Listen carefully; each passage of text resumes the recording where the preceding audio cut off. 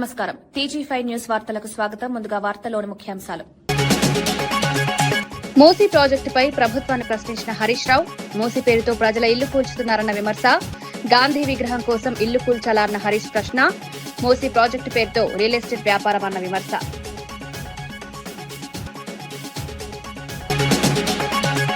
హార్బర్లను ప్రైవేటీకరణ చేయొద్దన్న మాజీ మంత్రి అప్పలరాజు, మత్స్యకారుల ప్రయోజనాలను కాపాడాలని ప్రభుత్వానికి విజ్ఞప్తి, ప్రభుత్వ స్థలాన్ని ప్రైవేట్కు అప్పగిస్తోందన్న విమర్శ, చేపల వేటగాళ్లకు ఉపయోగపడుతుందన్న హార్బర్లను కాపాడాలని పిలుపు.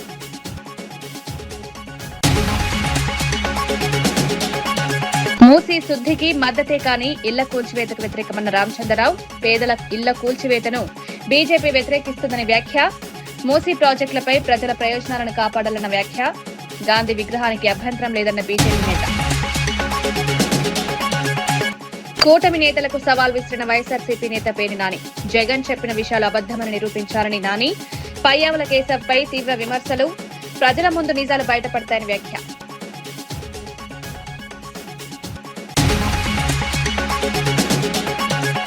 ఎంజీఆర్ పై వ్యాఖ్యలకు క్షమాపణ చెప్పిన నటుడు రాజేంద్ర ప్రసాద్, పొరపాటున చెప్పిన మాటలను క్షమించాలని, ఎంజీఆర్ దేవుడు లాంటి వ్యక్తి అన్న నటుడు, వ్యాఖ్యలపై వచ్చిన స్పందనను గౌరవిస్తారన్న నటుడు.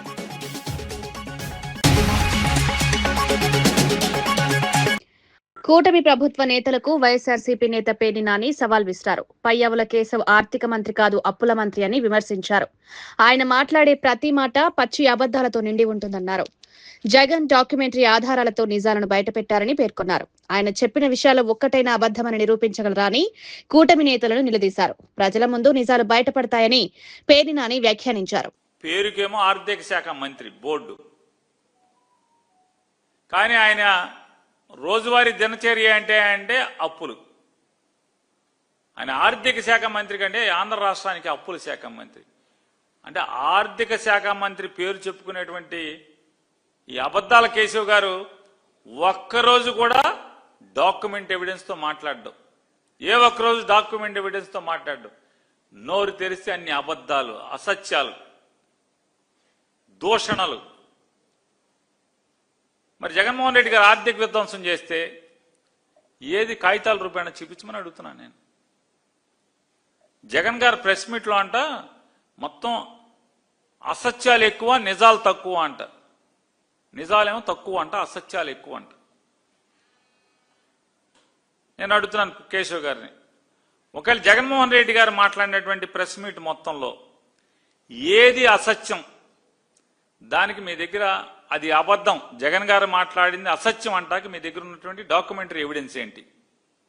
జగన్ గారు చెప్పిన మాట ఏంటి? చూపించిన డాక్యుమెంట్ ఏంటి?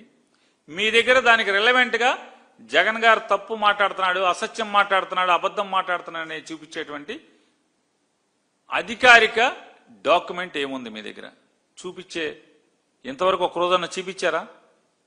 నోటితో మాట్లాడటం తప్పితే. నిజాలు తక్కువ, దేంట్లో నిజం తక్కువగా ఉంది? మాట్లాడగలరా?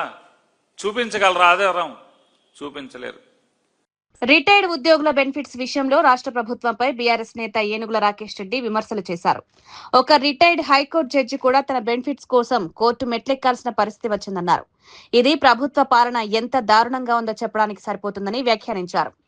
రిటైర్డ్ ఉద్యోగులు తమకు రావాల్సిన బెనిఫిట్స్ కోసం కోర్టుల చుట్టూ తిరుగుతున్నారని పేర్కొన్నారు. ఉద్యోగులకు రావాల్సిన హక్కులను ప్రభుత్వం వెంటనే ఇవ్వాలని డిమాండ్ చేశారు.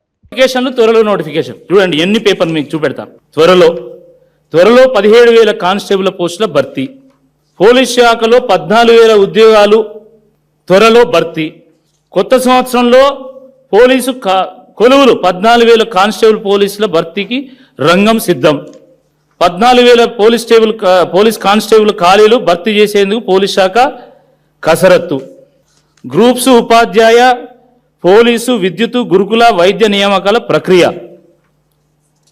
మొదలు కానున్న కొలువుల జాతర, వచ్చే నెల 40,000 ఉద్యోగాలకు నోటిఫికేషన్, తెలంగాణ యువతకు 12,000 కొత్త ఉద్యోగాలు, టీజీపీఎస్సీ పోలీస్ శాఖ కాంగ్రెస్ పార్టీ అభ్యర్థం ముద్ర ఉన్నటువంటి పోస్టర్, 12,452 పోలీసు ఉద్యోగాల భర్తీకి కసరత్తు. ఇక ఉద్యోగ ప్రకటనలకు కసరత్తు. పోలీస్ శాఖలో 12,000 ఉద్యోగ పోస్టులు ఖాళీలు భర్తీ. ఇట్లా ఇది చెప్పుకుంటా పోతే ఈ ప్రెస్ మీట్ మొత్తం ఇవే చూపించాల్సి వస్తుంది, అన్నీ ఉన్నాయి. అంతెందుకు, ఇప్పుడు జస్ట్ నేను ఈ ప్రెస్ మీట్కు వచ్చే ముందు వేటు న్యూస్లో నోటిఫికేషన్ వచ్చింది. ఏమని? 17,992 పోస్టుల పోలీసు ఉద్యోగాలకు త్వరలో నోటిఫికేషన్. జస్ట్ ఇప్పుడు ఒక హాఫ్ అన్ అవర్ కూడా కాలే. అసలు ఇన్ని నాటకాలు ఎందుకు? నువ్వు రియలిస్టిక్గా మీరు ఏం చేస్తారో చెప్పొచ్చు కదా. వాళ్ళు లీకులు ఇస్తారు, వీళ్ళు రాస్తారు. పాపం నిరుద్యోగ యువత వాళ్ళ తల్లిదండ్రులు కూలీ నాలీ చేసి పార్టీ ఫిరాయింపుల చట్టాన్ని తెలంగాణ ప్రభుత్వం ఉల్లంఘిస్తోందని మాజీ ఎంపీ బోయిన్పల్లి వినోద్ విమర్శించారు. రాజీవ్ గాంధీ తీసుకొచ్చిన చట్టాన్ని రేవంత్ రెడ్డి ప్రభుత్వం నిర్వీర్యం చేసిందన్నారు. దేశవ్యాప్తంగా రాహుల్ గాంధీ రాజ్యాంగం గురించి మాట్లాడుతున్నప్పటికీ తెలంగాణలో జరుగుతున్న పరిణామాలపై స్పందించడం లేదన్నారు. కాంగ్రెస్ జెండాను జాతీయ జెండాగా చెప్పడం కూడా రాజ్యాంగానికి అవమానమని విమర్శించారు. రాహుల్ గాంధీకి ఈ రేవంత్ రెడ్డి కాంగ్రెస్ పార్టీ తెచ్చిన చట్టాన్ని చంపేసిండు. కాంగ్రెస్ పార్టీ సోనియమ్మ భర్త రాహుల్ గాంధీ తండ్రి రాజీవ్ గాంధీ గారు తీసుకొచ్చిన చట్టాన్ని ఎలా నిర్వీర్యం చేసేసి అబాసుపాలు చేసి రాజ్యాంగంలో అది ఉండడం తప్పు, ఇంత మంచి రాజ్యాంగంలో ఇలాంటి ఆ 10th షెడ్యూల్ని అంత అపహాస్యం చేసిండు, అంత నవ్వుల పాలు చేసిండు మన స్పీకర్ ప్రసాద్ గారు. అపహాస్యం చేసిండు, నవ్వుల పాలు చేసిండు. ఏం దొరకబట్టిండు? కొత్త సూత్రం ఏం దొరకబట్టిండు? రేవంత్ రెడ్డి నాయకత్వాన ప్రసాద్ గారు ఏం దొరకబట్టిండు? పార్టీ మారినా కూడా నేను మారలేదని చెప్తే అయిపోతుంది. ఇంకా దీనికి ఎవడేం చెప్తాడు? పార్టీ మారి నేను మారలేదు అంటే సరిపోతుంది. ఇంకా ఇంకా ఇంకా ఈ 10th షెడ్యూల్ ఎందుకు ఉండాలి రాజ్యాంగంలో? ఎవడన్నా మారచ్చు, నేను మారలేదు అని చెప్పి స్పీకర్ కూడా లెటర్ ఇస్తే ఇది పెద్ద. ఇప్పుడు ఇది ఉత్తగా పోదు. ఈ దేశం దీన్ని సీరియస్గా తీసుకోవాలి. కొంత సమయం పడుతుండొచ్చు అర్థం కావడానికి రాజకీయ పార్టీలకు, రాజకీయ నాయకులకి, పార్లమెంటేరియన్స్కి, ముఖ్యంగా పత్రికా రంగంలో సీనియర్ జర్నలిస్టులకి, ఎడిటోరియల్ బోర్డు మెంబర్స్కి, వీళ్ళకి అందరికీ దాని ఈ ఆర్డర్ కాపీలు వచ్చిన తర్వాత చదివిన తర్వాత అర్థమవుతుంది ఎంత అపహాస్యం చేసిండు రాజ్యాంగాన్ని. అంటే ఇప్పుడు ఎవడైనా పార్టీ మారచ్చు, నీ పార్టీ మారలేదని చెప్పేసి రాయొచ్చు. ఇంకా ఎక్కడ దాకా తీసుకుపోయారు? జాతీయ జెండాను కూడా అపహాస్యం చేశారు. కాంగ్రెస్ కండువాన్ని మన రేవంత్ రెడ్డి కప్పితే అది కాంగ్రెస్ పార్టీ కాదు, జాతీయ చిహ్నమే కదా, 3 రంగులు అని అపహాస్యం చేశారు. పత్రికల్లో చూసిన, నేను మాట్లాడాను కాంగ్రెస్ పార్టీ నాయకులు. పైపెచ్చు ఇవాళ ఇంకేమన్నాడు? ఇక మోస్ట్ అందరం ఏమనుకున్నాం, మీ విలేకరులు కానీ, మేధావులు కానీ, రాజకీయ పార్టీలు కానీ ఏకంగా వాళ్ళందరూ వేరు. కానీ ఇక కడియం శ్రీహరును దానం నాగేందర్ అయితే అవుట్ అవుతారు. ఇక 2 ఎన్నికలు వస్తాయి మీరని ఇంక రోజు మీరు ఇక్కడ మా కారిడార్లా ఎప్పుడు వస్తాయి ఖైరతాబాద్ క్యాండిడేట్ ఎవరు, లేకపోతే గన్పూర్ క్యాండిడేట్ ఎవరు అని ఇంకా మీరు మాట్లాడుతుంటే మేము విన్నాం. నాకు అప్పుడే అనుమానం వచ్చింది, కడియం శ్రీహర్ గారు నేను కూడా టీఆర్ఎస్ అన్న తర్వాత ఇంకా అవుట్, ఈ వికెట్ పడతలేదు అనుకున్నాం. అరే నేనైతే దానం నాగేందర్ని ఎట్లా తప్పిస్తాడు ఈ ఎవరు స్పీకరు రేవంత్ రెడ్డి అంటే?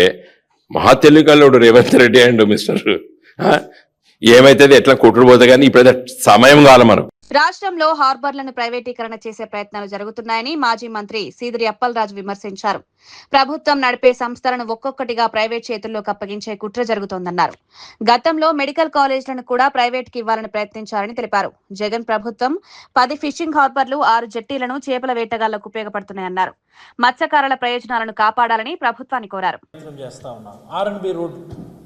ఆర్ఎన్బి రోడ్ల పైన మండల్ టు మండల్ కనెక్టింగ్ రోడ్ల మీద కూడా టోల్ గేట్లను పెట్టి పీపీపీ మోడ్లో ఆ రోడ్లను అభివృద్ధి చేయడానికి ఒక ప్రయత్నం చేసినాం.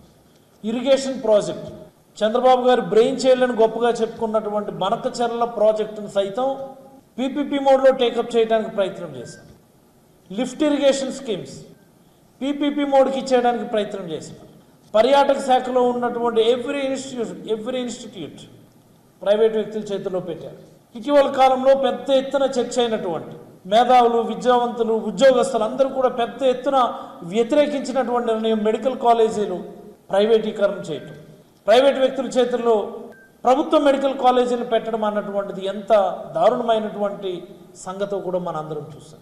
మరి దీని కొనసాగింపుగా ఈ ప్రభుత్వం వచ్చినటువంటి మొదట్లోనే ఇది 2024 డిసెంబర్ 29న government of Andhra Pradesh maritime board వెబ్సైట్లో పెట్టినటువంటి ఒక నోటిఫికేషన్ మీకు చూపిస్తున్నాను. ఏపీఎంబీ ఆంధ్రప్రదేశ్ మేరిటైమ్ బోర్డు వాళ్ళ వెబ్సైట్లో పెట్టినటువంటి నోటిఫికేషన్ ఈ రాష్ట్రంలో ఉన్నటువంటి హార్బర్లను ప్రైవేటైజ్ చేసేదానికోసం, ప్రైవేట్ వ్యక్తుల చేతుల్లో పెట్టడం కోసం ఈ ప్రభుత్వం కాల్ఫర్ చేసినటువంటి ఎక్స్ప్రెషన్ ఆఫ్ ఇంట్రెస్ట్ ఈఓఐకి సంబంధించినటువంటి నోటిఫికేషన్. ఒక జెట్టి కానీ, ఒక హార్బర్ కానీ, ఒక పోర్టు కానీ మీ హయాంలో శంకుస్థాపన కానీ ప్రారంభం కానీ జరిగిందా నేను అడుగుతా ఉన్నా. Once again reiterating my words, Chandrababu Naidu గారి నాలుగు పర్యాయాల ముఖ్యమంత్రి సమయంలో 1000 కిలోమీటర్లు పైబడినటువంటి ఆంధ్రప్రదేశ్ తీర ప్రాంతంలో ఎక్కడైనా ఎప్పుడైనా ఒక ఫిష్ ల్యాండింగ్ సెంటర్కు కానీ, ఒక హార్బర్కు కానీ, ఒక పోర్టుకు కానీ శంకుస్థాపన కానీ ప్రారంభం కానీ చేశారా నేను అడుగుతా ఉన్నాను. డీప్ సీ ఫిషింగ్ చేయడానికి ఎక్కడ అనువైనటువంటి హార్బర్లు కానీ, పోర్టులు కానీ, జెట్టీలు కానీ లేవు అని మొరపెట్టుకుంటే జగన్మోహన్ రెడ్డి గారు ముఖ్యమంత్రి అయిన వెంటనే, జగన్మోహన్ రెడ్డి గారు అధికారంలోకి వచ్చిన వెంటనే ప్రతి జిల్లాలో కూడా ఒక హార్బర్ ఉండాలని, ప్రతి జిల్లాలో, ఇప్పటికీ జిల్లాలు మనం బైఫర్కేట్ చేయలేదు, మనం 13 జిల్లాలే ఉన్నాయి, ప్రతి జిల్లాలో కూడా ఒక హార్బర్ ఉండాలని 10 ఫిషింగ్ హార్బర్లు 6 జెట్టీలు మంజూరు చేసినటువంటి ఘనత మా నాయకుడు శ్రీ వైఎస్ జగన్మోహన్ రెడ్డి గారు. చాలా గర్వంగా మేము చెప్పుకోగలము. మూసీ ప్రాజెక్టు పేరుతో ప్రభుత్వం ప్రజల ఇళ్లను కూల్చివేస్తోందని మాజీ మంత్రి హరీష్ రావు విమర్శించారు. ప్రభుత్వం ఇచ్చిన గెజిట్ ప్రకారం 10,017 ఇళ్లు కూల్చి 3,279 ఎకరాల భూమిని సేకరించాలని నిర్ణయించిందన్నారు. ఇప్పటికే హైడ్రా పేరుతో వేలాది మంది జీవితాలు దెబ్బతిన్నారన్నారు. ఇప్పుడు మూసీ పేరుతో మరోసారి ప్రజలను ఇబ్బందులకు గురి చేస్తున్నారని ఆరోపించారు. గాంధీ విగ్రహం ఏర్పాటు కోసం ఇంతమంది ప్రజల ఇళ్లను కూల్చడం అవసరమా అని ప్రశ్నించారు. మూసీ శుద్ధి పేరుతో రియల్ ఎస్టేట్ వ్యాపారం జరుగుతోందా అని ప్రభుత్వాన్ని నిలదీశారు. ప్రజలకు ఉన్నటువంటి అనుమానాలను నివృత్తి చేయాలి. అంతా ఆగమాగం, సగం సగం, ఏది సరిగా ఉండదు. నీది అన్ని అబద్దాలు, గోబల్స్. రేవంత్ రెడ్డి కాదు, గోబల్స్ రెడ్డి నువ్వు. నేను ఆధారాలతో సహా చెప్తా, ఉత్తమాటలతో. ఎన్నడన్నా దేవుని మీద ఒట్టు పెట్టి కూడా మాట తప్పినవు నువ్వు. మొన్న మిర్యాలగూడలో మున్సిపల్ ఎన్నికల్లో పోగానే మున్సిపల్ ఎన్నికల తెల్లారే రైతు బంధు పైసలు వేస్తా అని కూడా మాట తప్పినవు. నువ్వు మనిషిగా ఒక మాట మీద ఉండేటువంటి ఇది నీకు జీవితంలో లేదు, రాదు. నీకేదో వెనకటి శాపం ఉన్నట్టుంది. నిజాలు మాట్లాడాడు రేవంత్ రెడ్డి అనే ఒక శాపం మీద ఉన్నట్టుంది. అబద్దాలు తప్ప నువ్వు ఎన్నడూ జీవితంలో నిజాలు మాట్లాడవు నువ్వు. పిఠాపురంలో నిర్వహించిన కార్యక్రమంలో వర్మ అలిగిన ఘటన చర్చనీయాంశమైంది. స్వచ్ఛాంధ్ర కార్పొరేషన్ ఆధ్వర్యంలో పారిశుద్ధ కార్మికుల శిక్షణ కార్యక్రమం నిర్వహించారు. ఈ కార్యక్రమంలో సీఎం చంద్రబాబు ఫోటో లేకపోవడంతో వర్మ అసంతృప్తి వ్యక్తం చేశారు. మా చంద్రబాబు ఫోటో లేనప్పుడు నేను ఎందుకు కూర్చోవాలి అంటూ వేదికపై అలిగారు. అయితే అక్కడున్న జనసేన నేతలు దీన్ని పెద్దగా పట్టించుకోలేదు. వేదికపై కూర్చుని వర్మను చూస్తూ నవ్వుకున్నారు. ఈ ఘటన రాజకీయంగా చర్చకు దారితీస్తుంది. నేను డయాస్ రాను పైకి, దయచేసి నా సిస్టమ్ నాకు నేను రాను, ఇక్కడ కూర్చుంటాను. కూర్చోండి సార్, నేను రాను పైకి కూర్చుంటాను. చూడడం ఏ రోజండి, నేను కూర్చుంటాను. కానీ మీ వల్ల కాదు, ఎవరు నడిపిస్తున్నారో నాకు తెలిసాను. మీరు కానీ కార్యక్రమం వద్దుది వద్దా ఎవరి గురించి నేను కూర్చోలేను, అక్కడ నేను కూర్చోలేను. నేను మీ గురించి కరెక్టే, నేను మా ముఖ్యమంత్రిని వదిలేసి నేను కూర్చోలేను కదా. లేకపోయినా విధానం కరెక్ట్ కాదు కదా సార్. మీరు వెళ్ళండి, కానీ సరి చేసుకుంటే కానీ ముందు చెప్పండి, మొత్తం కానీ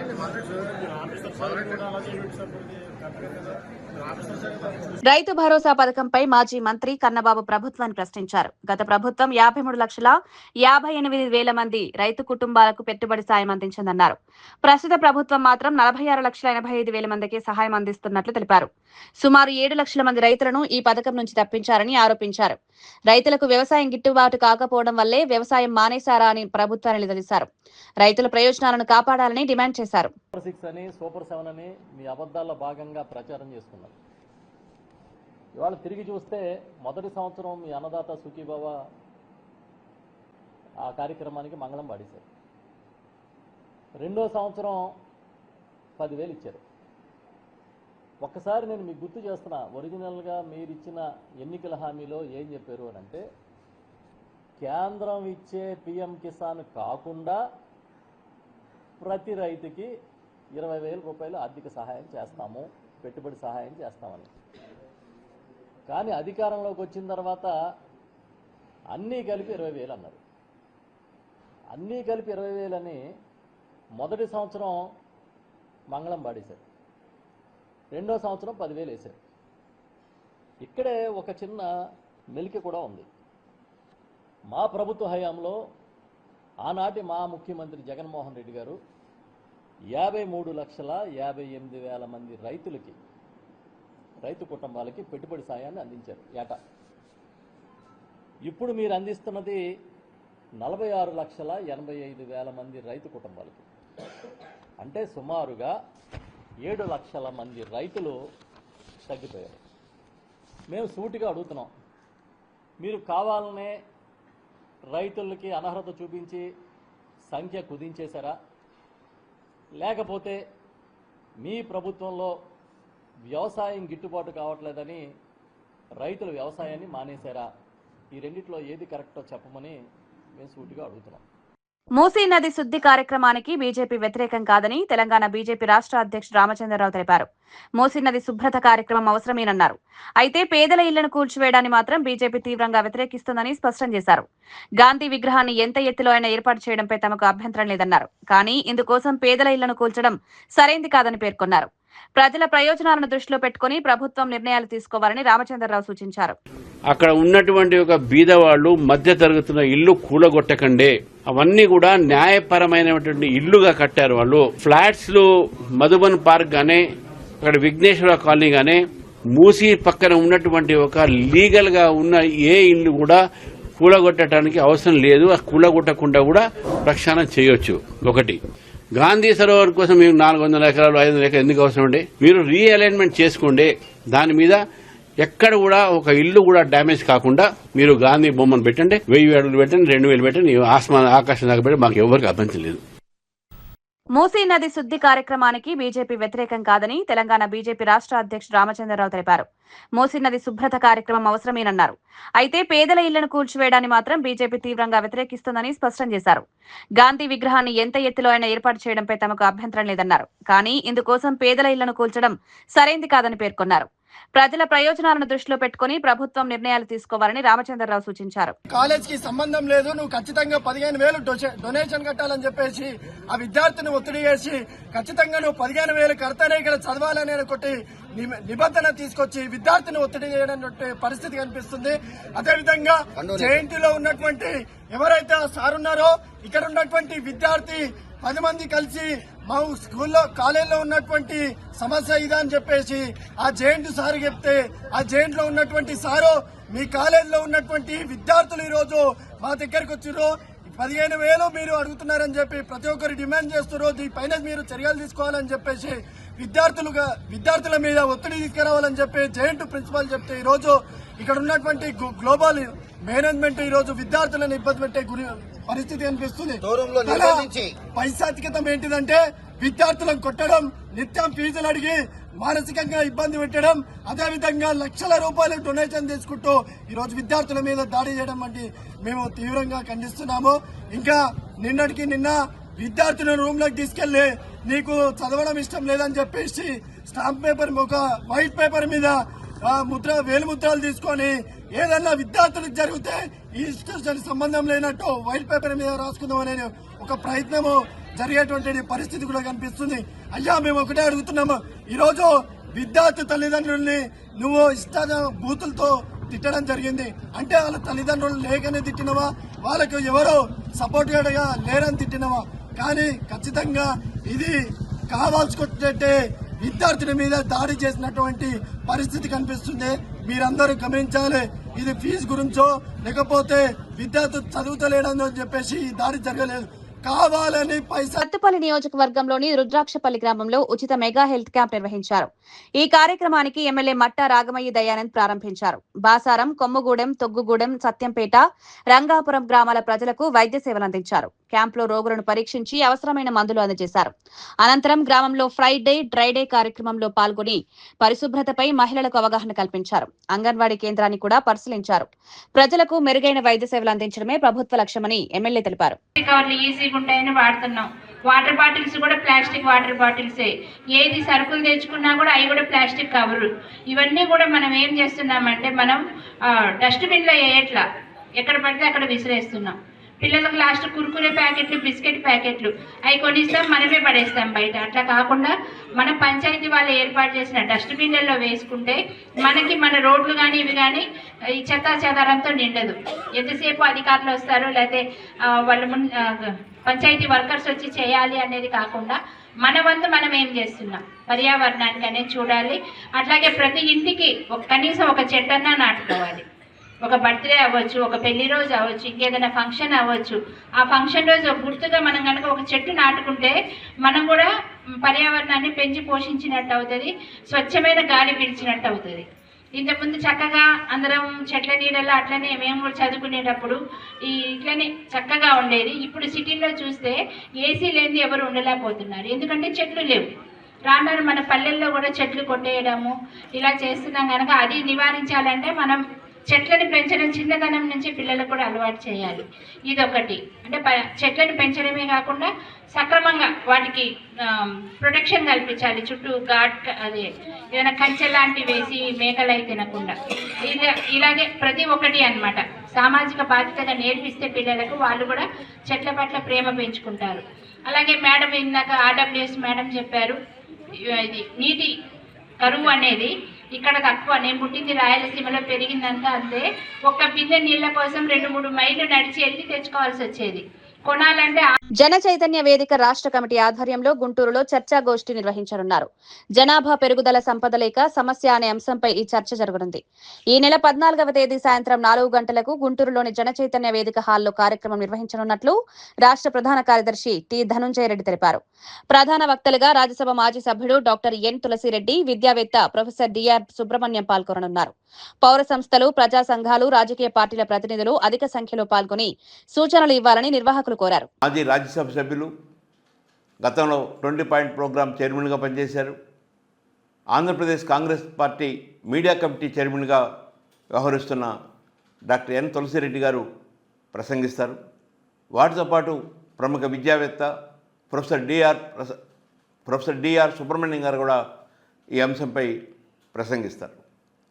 గుంటూరు నగరంలో ఉన్న రాజకీయ పార్టీల నేతలు, ప్రజా సంఘాల నేతలు, పౌర సంస్థల ప్రతినిధులు ఈ సమావేశానికి హాజరై తగు సూచనలు, సలహాలు అందించాలని కోరుకుంటున్నాను. ప్రధానంగా భారతదేశం ప్రతి సంవత్సరం 1.4 కోట్ల మంది అదనంగా జనాభాని కలిగి ఉంటా ఉన్నారు. ప్రతి సంవత్సరం 1.4 కోట్ల మంది పెరుగుతూ ఉన్నారు. ఈ జనాభా ప్రపంచవ్యాప్తంగా మనం పరిశీలిస్తే 1.4 కోట్ల జనాభా లోపున్న దేశాలు దాదాపు 125 దేశాలు ఉన్నాయి. అంటే ప్రతి సంవత్సరం ఒక దేశాన్ని అదనంగా కలుపుకుంటూ ఉన్న పరిస్థితి. ఉన్నవాళ్ళకి మంచి విద్య, వైద్యం, ఉపాధి, మంచి వసతి, పరిశుభ్రమైన వాతావరణం ఇవేమీ కల్పించలేని స్థితిలో ఉన్నాం. ప్రపంచంలో కల్లా అత్యధిక నిరుద్యోగులు, అత్యధిక పేదలు, అత్యధికంగా వికలాంగులు ఉన్న దేశంగా ఇండియా కొనసాగుతూ ఉంది. వీటన్నిటికీ ప్రధాన కారణం ప్రపంచ భూభాగంలో మన భూభాగం కేవలం 2.4% మాత్రమే. కానీ ప్రపంచ జనాభాలో 18% జనాభా కలిగి ఉన్నాం. తక్కువ భూమి, ఎక్కువ మంది ప్రజలు. ఈ భూమిపై ప్రజల భారం గణనీయంగా పెరుగుతూ ఉంది.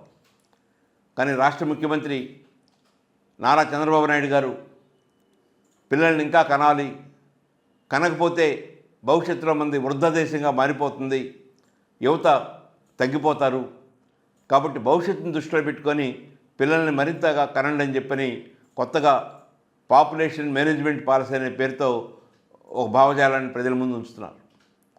కానీ ఇది పూర్తిగా సమాజాన్ని నష్టపరిచే చర్య.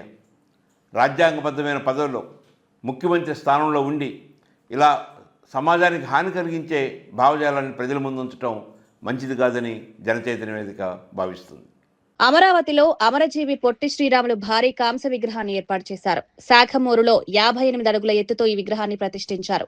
స్టాచ్యూ ఆఫ్ సాక్రిఫైస్ పేరుతో ఈ విగ్రహాన్ని ఈ నెల 16న ఆవిష్కరించనున్నారు. ముఖ్యమంత్రి, డిప్యూటీ సీఎం చేతుల మీదుగా విగ్రహావిష్కరణ జరగనుంది. ఆంధ్ర రాష్ట్ర సాధన కోసం ప్రాణత్యాగం చేసిన పొట్టి శ్రీరాములు త్యాగాన్ని స్మరించేందుకు ఈ విగ్రహాన్ని ఏర్పాటు చేశారు. ఈ కార్యక్రమానికి పెద్ద సంఖ్యలో ప్రజలు హాజరయ్యే అవకాశం ఉందని అధికారులు తెలిపారు.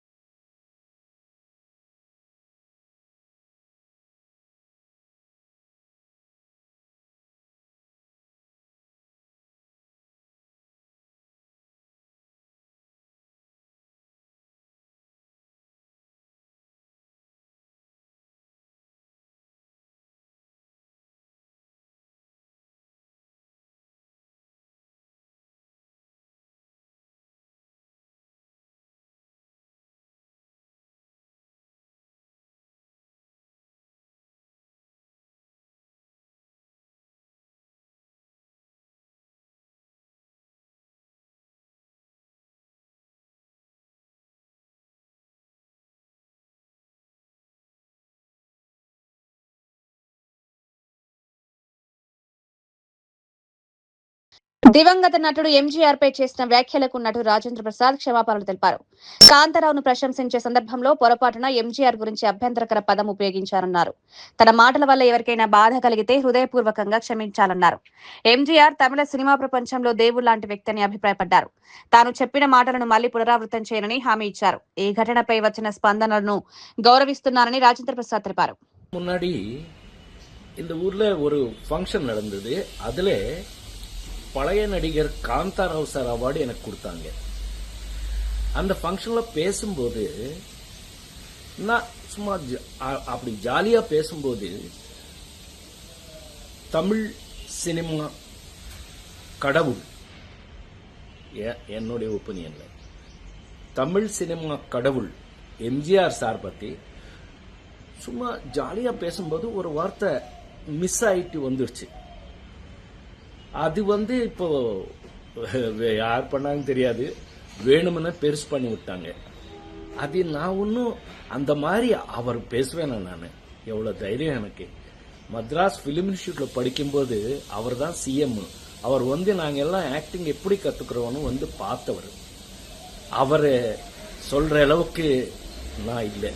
இருந்தாலும் அந்த மாதிரி மிஸ் ஆகி வந்த ஒரு பேச்சுல நீங்க யாராவது ஃபீல் பண்ணியிருந்தா என்ன மன்னிச்சுக்குங்க அப்படின்னு சொல்லி இனி வாழ்க்கையில எப்பவுமே அந்த மாதிரி நான் பேச மாட்டேன். இது நான் உங்களுக்கு உறுதியா சொல்றது. இந்த தப்பு இந்த வாட்டி மன்னிச்சுக்குங்க. இதோட இது விட்டுருங்க.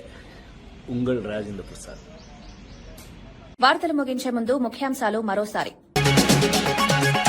మూసీ ప్రాజెక్టుపై ప్రభుత్వాన్ని ప్రశ్నించిన హరీష్ రావు. మూసీ పేరుతో ప్రజల ఇల్లు కూల్చుతున్నారన్న విమర్శ. గాంధీ విగ్రహం కోసం ఇల్లు కూల్చాలన్న హరీష్ ప్రశ్న. మూసీ ప్రాజెక్టు పేరుతో రియల్ ఎస్టేట్ వ్యాపారం అన్న విమర్శ.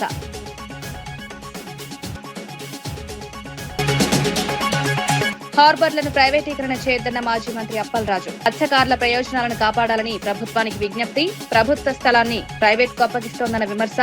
చేపల వేటగాళ్లకు ఉపయోగపడుతుందన్న హార్బర్లను కాపాడాలని పిలుపు.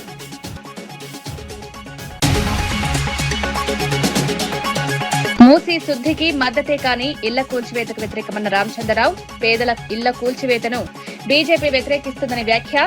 మూసీ ప్రాజెక్టులపై ప్రజల ప్రయోజనాలను కాపాడాలన్న వ్యాఖ్య. గాంధీ విగ్రహానికి అభ్యంతరం లేదన్న బీజేపీ నేత. కూటమి నేతలకు సవాల్ విసిరిన వైఎస్ఆర్సీపీ నేత పేర్ని నాని. జగన్ చెప్పిన విషయాలు అబద్దమని నిరూపించారని నాని. పయ్యావుల కేశవ్పై తీవ్ర విమర్శలు. ప్రజల ముందు నిజాలు బయటపడతాయని వ్యాఖ్య.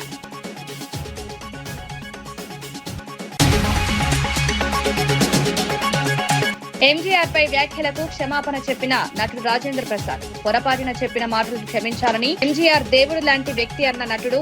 వ్యాఖ్యలపై వచ్చిన స్పందనను గౌరవిస్తారన్న నటుడు.